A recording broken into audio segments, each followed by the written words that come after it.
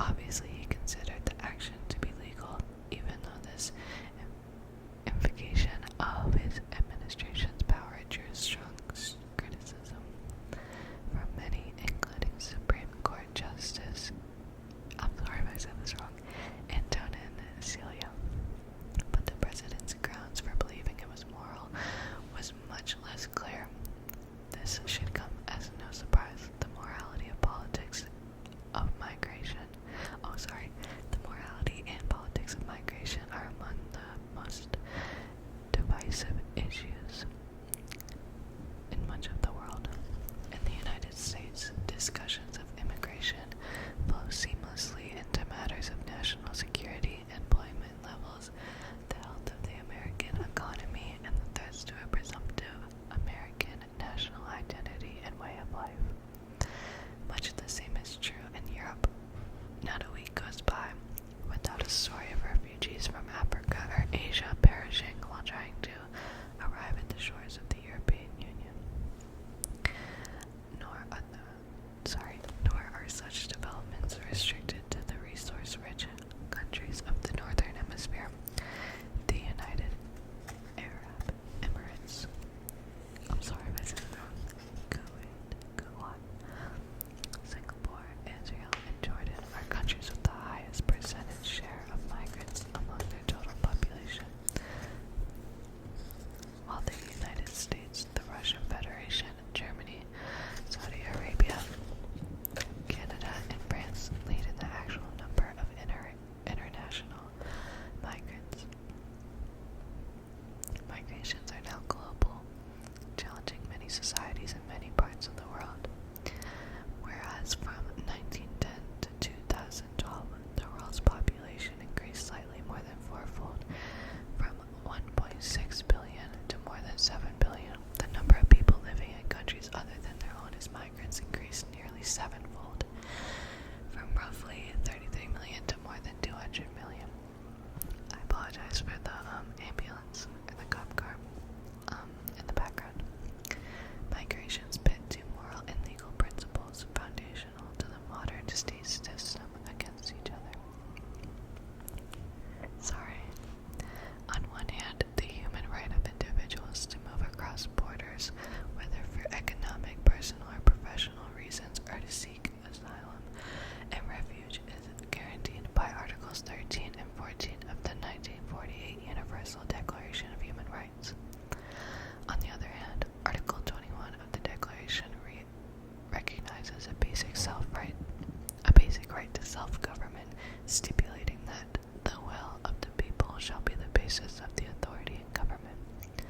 Under the current regime of states, that fundamental right includes control over borders as well as determining who is to be a citizen, as distinguished from a resident or an alien. The international system straddles these dual principles, but it has not been able to reconcile them.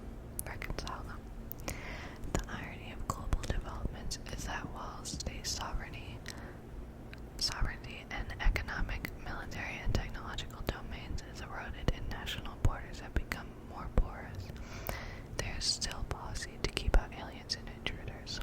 The migrant's body has become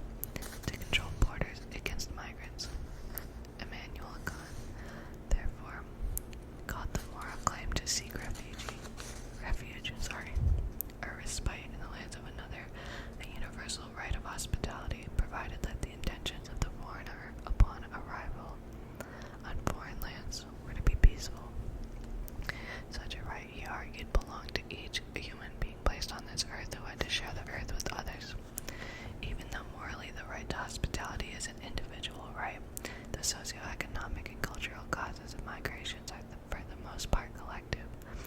Migrations occur because of economic, environmental, cultural, and historical push and pull factors. We are not here, say migrants, because in effect you were there. We did not cross the border crossed us. We do have special obligations to our neighbors as opposed to moral obligations to humanity as a large. If, for example, our economy has devastated theirs, if our industrial output has led to environmental harm, or if our drug dependency has encouraged the formation of transnational drug cartels. These claims of interdependence require a third moral principle. In addition to the right of universal hospitality and the right to self-government to be brought into consideration, associative obligations among peoples arising through historical factors. States cannot ignore such associative obligations. Migration policies, though they are often couched in nation-centric terms, always have transnational causes and consequences. It is impossible to address Mexican migration into the United States, for example, without considering the decades-long dependency of the rich California agricultural fields upon the often undocumented and unorganized labor of Mexican workers, some of those whose children have now grown up to be dreamers, so named after the Development, Relief, and Education for Alien Minors Act, introduced to Congress in 2001. Among the 3 million students who can graduate from the United States high schools, 65,000 are undocumented. The United States owes these young people a special duty of hospitality, not because we, as a society, have benefited from the circumstances under which their parents entered this country, but also because they have formed strong affiliations with this society through being our friends, students, neighbors, and co-workers. In a liberal democratic society, the path to citizenship must follow along these associative ties, through which an individual shows him or herself to be capable and worthy of citizenship.